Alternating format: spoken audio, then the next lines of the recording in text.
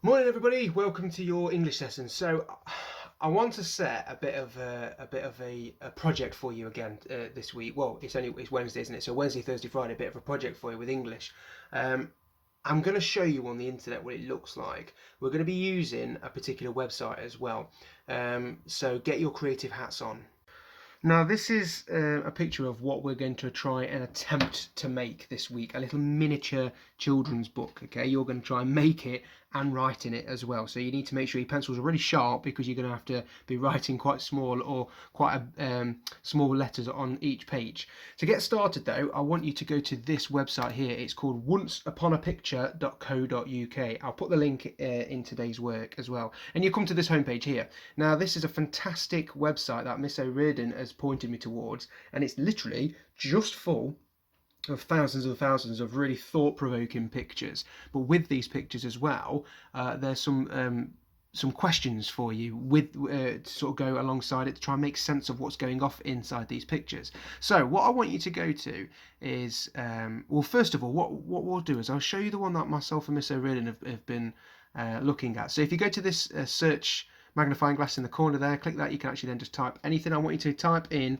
Invisible Man, and then you'll come to this picture here. So I'd like actually just for today, we're just going to be doing a sort of like discussion based lesson. So Miss O'Riordan, over to you. What do you see when you look at this picture? How does it make you feel, and what stories can you see when you look at this picture as well?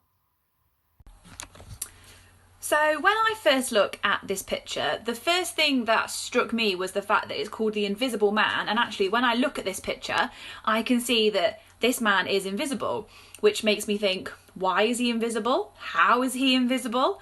Does he make himself invisible? Is it a curse? What is it? Can he turn his invisibility on? Can he turn his invisibility off?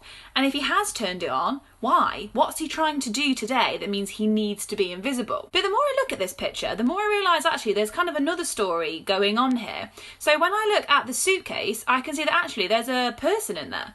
So now I'm starting to think, well, why is there a person in there? How did he get in there? Is he trying to get out, or does he want to be in there? Does the Invisible Man know he's in there? Are they working together on some kind of trick or plot? Or is he keeping this person in there? I don't know. Mr. Barker, what do you think?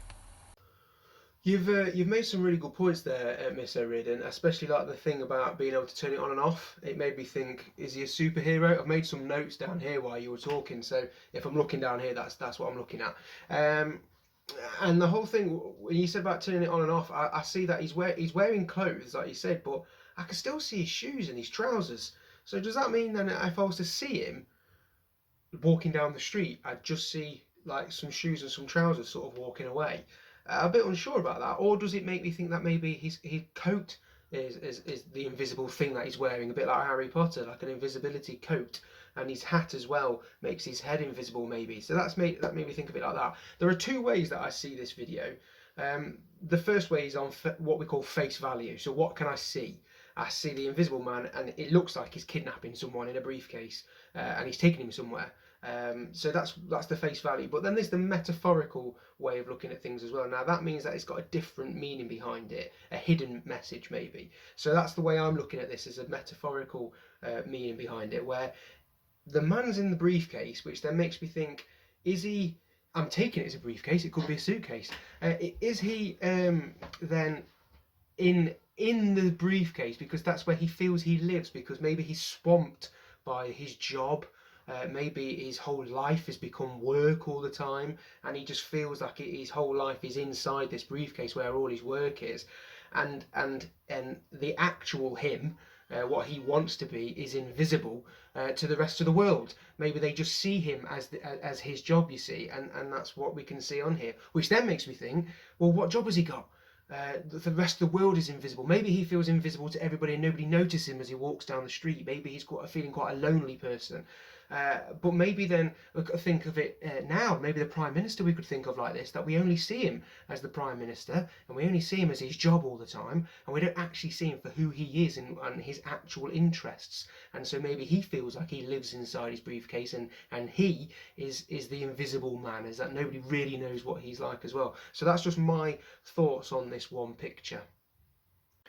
Right, so now it's over to you guys. So what I want you to do, our little miniature book is going to be based on one of two pictures, okay? We're not just going to say write a story, off you go.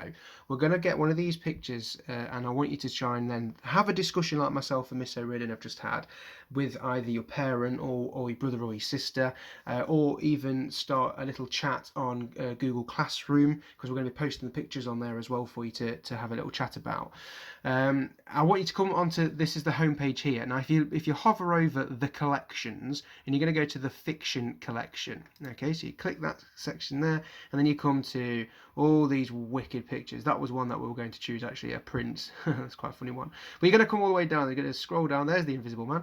You're going to scroll down to